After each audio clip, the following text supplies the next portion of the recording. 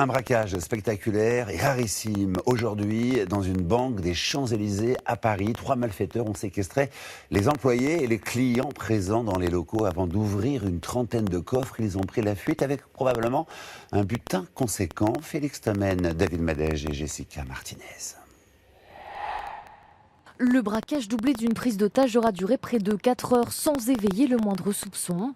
Il est 8h30 ce matin lorsqu'un individu pénètre visage découvert et muni d'une arme de poing de type revolver dans cette agence bancaire située sur le rond-point très fréquenté des Champs-Élysées. À l'intérieur, des employés de banque dont le directeur d'agence et quelques clients. Et là, il les attache directement en fait. Il n'y avait aucun moyen de prévenir personne, tout le monde était attaché.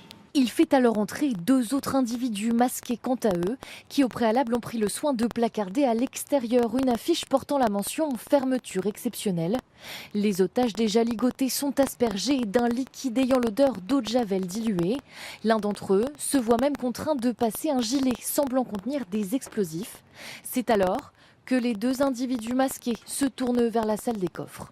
Ils sont rentrés au niveau de la salle des coffres et ont vidé plus d'une trentaine de coffres. Un acte préparé de longue date selon les premiers éléments de l'enquête. Les auteurs étaient assez calmes, ils n'ont pas été violents. Et au point de préparer un document pour dire qu'il y a un problème intérieur de la banque, qu'elle est fermée, c'est quelque chose qui a été préparé.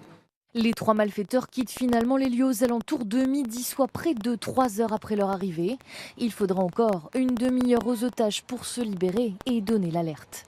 Bilan de ce braquage hors norme, 2 personnes légèrement blessées et un préjudice pas encore évalué.